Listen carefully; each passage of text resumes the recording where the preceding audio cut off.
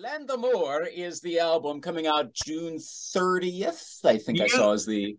Luke, you actually said it right. You're like the first guy. Those years of French in high school paid off. I got it. Yes. Merci, tabernacle, Luke.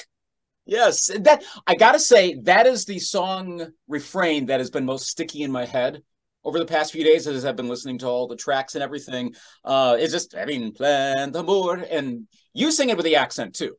No, neither of do either of you have French blood, French Canadian blood? No, Not but Gary lived in Montreal. Didn't you not live in Montreal? Or no, your my parents lived there. your I was parents did? I was in this band already when they moved from Winnipeg to Montreal. Yeah. So Okay. I took French. I went to France when I was 15 on an exchange, and then Sass is my wife is from Montreal, and she's fluent. So Okay. sometimes we speak to each other just to keep in. I like to keep in practice. It's hard when you don't have anybody to talk to. Was it intentional, as long as we're on the French Canadian thing, was it intentional to have footage from a, I saw it right in the video, a concert from Quebec Yeah, in for yeah, that song? the Fête du Lac. It was, well, one of the reasons is because our video guy that was at the studio with us, we did that show right after we made the record, like a few days after. So the guy that came and did the video in the studio, we asked him to come to the show because it was just a drive for him. He was from Toronto. And we did, and it just happened to be like one of the biggest shows all year. There's like 20,000 crazy people, and he shot the whole thing. So we just, fortunately, we had all the footage to use. Good, good. On the topic of that video, dive right into the title track a little bit more. Was the studio footage, was that shot during the recording session for Yeah. that song? Mm-hmm. Okay. That was a yes, So the mandolin, like the part with the mandolin, was really us coming up with it. I mean, that kind of happened on the spot. Originally, it was just a guitar, and then but the person that used to own the studio that passed away had this massive collection of guitars and mandolins. Tim Thorney, I don't know if you know who he is, but we had all, they were sitting everywhere, so we everybody grabbed one and we started messing around, and that's kind of how it happened. It was cool. It's pretty cool. I heard you, Derek. I heard you mention in another interview about it was what, about a week's worth of time in the studio for the creation of this album. Yeah, 6 or 7 Both, days. Yep. yeah, both of you tell us, were the songs created prior? How much arranging in the studio? How much creation in the studio? What was the whole creative process before, leading up to, and then when you guys go in and do the whole thing all together? well, let me talk before Derek does, because Derek he wrote a lot of the songs, of course, all of the songs, and had a vision for this album, I think, in his head. And what we did was he put us all out of our comfort zone. In other words, the set of drums I played, I'd never seen before. I never saw the cymbals. I don't know what they sounded like when I got there. The snare drum, it wasn't my configuration of drums. It was less than what I usually play. And so it was very, very spontaneous from the point of view of the rest of the band. Derek had lived with these songs for a long time. In fact, one of the songs that's on the album was a song he submitted to us when we were looking for a singer. And little did I know that, almost 10, 15 years later, we'd be recording it and putting it on the album. And it's a great, great song Which one is that? called Across the Line. Aha, the second track on the song, on excuse me, on the album. Well, Derek, what was your background on writing that one? Considering we're deep history here on the 8 songs on this, when did you start to writing that? Like, how long before you did join the lineup? Well, that's the oldest song, and most of them are a lot newer. But that was just one that I think, I don't know, 2002. Sass and I had written 200 songs. In those days, that's all we did was write songs. and mostly for her. We wrote, because she wrote a lot of the lyrics, and that was just one that I was like, I want to sing this. It was something like that.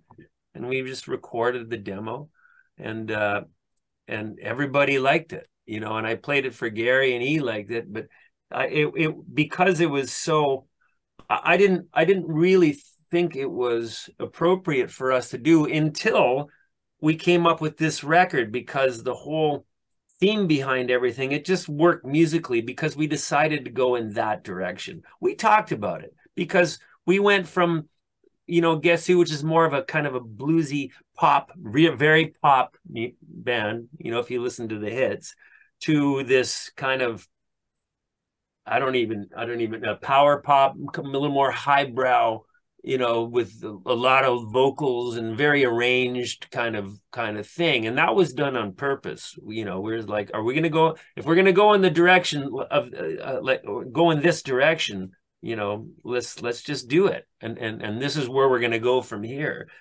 And obviously doing stuff like that creates a challenge of playing it live too. Because even more than that, because in the original band, we only had truly one lead singer, and the rest of the guys were just croaking along in the background. Now, the material that we're doing today, which Derek has a great aptitude for writing background vocal parts, counter melodies, and it really a great talent. We really need 4 or 5 lead singers in the band to execute this. And we do have that now. So that's the direction that we're going, and it's wonderful. It's a great direction. Yeah, and most importantly, it's us. You know what I mean? Yeah, we can't recreate the past. We're just going to do what we're good at, you know. But those drums are pretty big sounding on the record. Like Garry talks about, he had never, but we did that on purpose. I knew those drums would sound like they did, and they're I don't know how many songs you've heard already, but you'll see like all of them. Like, and we did it kind of old school. Like we didn't do it we didn't want it to sound that modern. But I mean, in my opinion, those drum sounds are pretty big. Yeah, it was fun playing it. And as I said in the interview yesterday, my favorite part of my part on the record is one quarter note on the floor tom. And it took me 60 years to learn to play that one note on the floor tom. Important stuff. Huh. Yeah.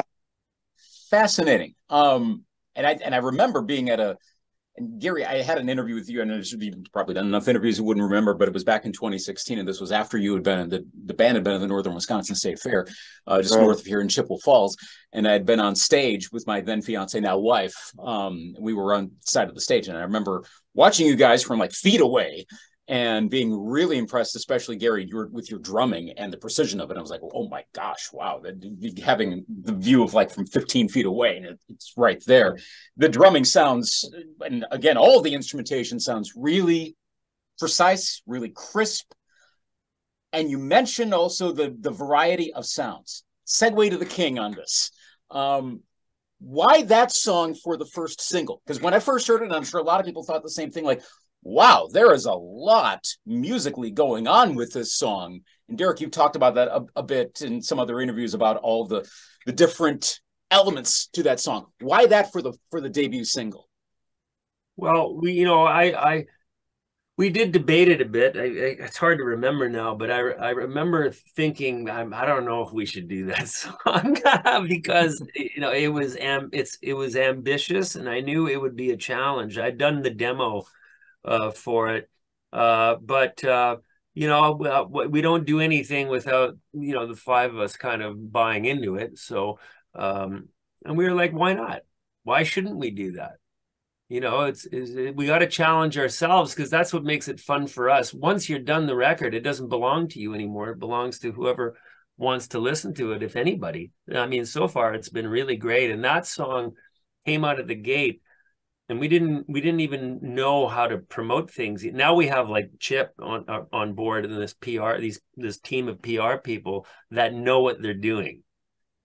You know, because we have right? We're old farts that still went to record stores. So it was amazing how many people, especially all these Jellyfish fans, who went over to the YouTube page and started commenting, goes, wow, I can't believe, this is the Guess Who. But where else are you going to put the track other than the title track? That would be my question to you. Yeah, well, okay, you bring up a good point about track order. And I was curious about how the layout of the album went. It seems to make sense to start with The King. There's a whole lot of introduction going on there. Plein D'Amour sounds like a great closer, at least in my opinion, but it sounds like a good, just kind of gathering everyone together. That was on purpose. Okay, good. But I'll answer your question. Side A and side B are matched almost exactly. Okay. They have an upper tempo, a lot of arranging song. Then there's a ballad, and then I think and it just went in that order. Like side 2 is almost a mirror image of side 1. I don't know if you've heard the whole record yet. You have? Yeah. So yes. If you take what I'm saying and listen to it in that context, I think you'll know what I mean. Like people around me in Free have the same kind of vibe to it with sounds and arrangement. And they are I think they're the third song on each side. And across the line at bases, again, they're not the same song, but they have similar arrangement qualities to it. Yeah. Pursuit of No Regret is kind of, I was jotting down some notes on it, sort of keyboard based was one of the impressions I got, which again, with some of the chords, and where did a lot of the chord structure come, especially with those keyboard parts in there? How was that all arranged in the studio? It's very tough to remember because that one was 10 years ago. So I don't really know. But I do know this, when I'm writing a song, I mean, obviously the band is going to come in and we're going to arrange things, but I always have this reference library of music that's in me. Everybody does. Even when you're playing a part individually, you have your reference library, and mine is pretty eclectic, personally. And I think Garry would say the same thing because him and I talk about this all the time. We love all kinds of music. This is what we have in common. I go back to I had the Glenn Miller Book of Arranging when I was a kid, and I had this record. So I'm really into that, like big band, and in the 50s and the doo-wop and the vocal harmonies, and it just keeps going on. You get to the Beatles, and then the 70s, especially with 10cc and ELO and Queen and all these great bands. But I also like Brazilian music too. So I don't know. When I hear Derek writing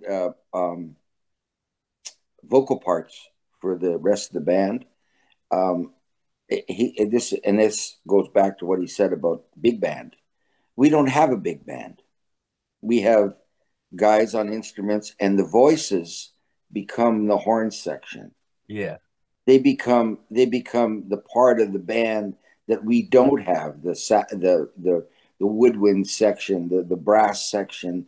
And I think as I see Derek write, I listen to the voicings, like the voicings on the middle part of Pursuit of No Regret are like jazz. Yeah, totally. You're right. I forgot about that. It definitely rooted. When you asked about Pursuit, there are voicings in the background vocals you really have to listen to in the middle part of the song, that are quite unique, and I think that's the way Derek writes. And I when he plays a new song, I can't wait to hear the vocal. Yeah, that's funny. I can't wait to hear them because do you remember the Modern Airs? Yep, of course. If you listen to that, or the Mills Brothers, or I could go on and on. That's where it really comes from. Or like Garry said, it could be the Glenn Miller horn section, or the Tommy Dorsey. Well, You know, we're five guys that play instruments on stage, and the vocals, you know, and it's very, that's why the songs are so arranged where they are. We don't just all play at the same time. There's a purpose for everything. Just like they did with big band arrangements. You know, everybody had a moment. Every piece of music, whether it's a trumpet, a vocalist, a drummer, a bass player, a piano, whatnot, everything has a purpose, and you always hear, so you can hear one thing coming in and out and in and out and in and out, if that makes sense. I caught that in a couple of the songs on side one, in People Around Me. It sounds like mandolin, might be wrong, but at the end you can start to hear that come in the latter part of the song, or at least a similar instrument. And then in Headline, there's a bit of percussion, and I can't remember exactly where, but at least I think it was in Headline, that starts to come in about maybe 2/3 of the way through the song. But you notice it in the earbuds as I was listening, and okay, here comes this other part. So the songs keep evolving. It's not like, you know, loop straight through. There is an evolution in those songs, and those are two completely different songs too. One is very stripped down. I was getting Sweet Judy Blue Eyes vibes strong on Headline. I was all ready to break into a do do do do do do do do do do at the end, but I love that one.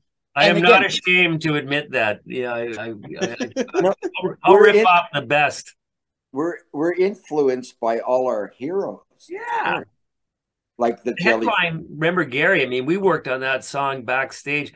It was like 6 months, and every show before we'd go out and do our show, we'd do a different version of it. And it sounds, if you heard it now, there's no resemblance to the record.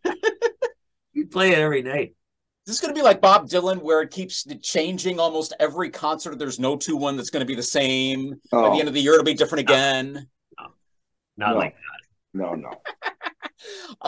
It's funny that yes. So Headline, we did do stripped down, and had some cool little percussion rhythmic things to go with. It's basically just two guitars and bass. The bass makes it sound like CSNY. Right. Definitely. Derek, is that you doing the yeah at the end, very subtly at the very tail end? Someone is doing a big yeah at the end of Headline.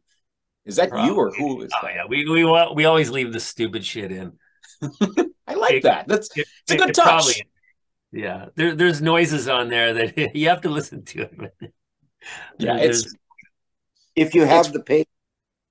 I can't believe you noticed that. You know, I didn't think anybody would notice that. Oh, I did, yeah. And I had other sounds. Yeah, I was listening at home. My toddler's going around. There's kids stuff on TV, and I'm listening to it at the same time. And I'm like, wait a minute, what was that? I need to turn the volume up on this a little bit more. So yes, it did stand out. So I like that. That's good. It sounds a little more authentically studio based. It's not. Well, you listen to those Beatle records, you know, where they a lot of people did that in those days. So, and since we are from those days, it's like, yeah, why not? You know. You also have kind of a circus vibe in the middle of Spaces, which I love, by the way. Love the chord progression. That's my favorite on the whole album. And then you throw in the circus thing. I think it was something like that. Why did you put that in there? I like that. Why did you put that in? I have no idea, but I do know that they had a harmonium in the studio. That so I had Leonard. I said, you got to play that on this. You know, it's a collide part. Yeah, I mean, it was, again, I don't remember, but obviously it was written like that with that in mind, because, you know, just doing that ding ding, like that bar room sing along kind of, you put it in, but. Yeah, circus thing is probably the better way to put it. Well, before I let you guys go to take a break, Michael Devlin and Michael Sterto are officially in the lineup on this one. How did you come across both of them over time to get them officially working with the band? Well, Devin I should say, on the last record too. That's right. Yes. So he's been kind of with us in and out, because he does some other things the whole time. Sterto came in what year, Gary? 2019? Yeah, it's about 4 years ago. Yeah, because Will Ivankovich, who co-wrote the last part, Sticks took them. pardon me? I said Sticks stole him from us. Yeah, Sticks stole him. That's the story for another day. But I remember a few people I knew mentioned Michael's name, and even my wife said she had met him once. She goes, he's a nice guy, and she doesn't remember anybody. And as soon as she said nice guy, I said, yeah, we got to try this guy out. And he is. He's a nice guy and a great musician. He's got rock star hair. And he sings too. He sings very well. He's great. He's a wonderful music. He's a huge asset to us now, I would say. You, Gary? Yep. Oh yeah. Yeah. Well, it all sounds good. All 8 tracks sound great. And when the public gets to hear this at the end of June, I would imagine they will agree. Plein D'Amour, the new album from the Guess Who. All the best with the rest of the promotion of this project. We'll be looking forward to more releases. Are you planning any more, quickly before I let you go, planning any more music videos beyond the 2 that have already come out? Every song. Oh, good. Good. It's going to go throughout the year. But I just want to say, Luke, thank you so much for listening to the whole thing. I mean, it means a lot to us. You're welcome. Concentration is very hard to have. People don't usually listen to a whole album. They put it on, then they move on, and so listening to it is, you have to listen to it. Mm-hmm. Yeah, that's the artistry. It's absolutely worth it. So it's a good album that as well. So thank you guys for spending some time with us today. All the best going forward, and I'm sure we'll see you on the road at some place somewhere around here at some time. All the best. Can't wait. Hey, Luke.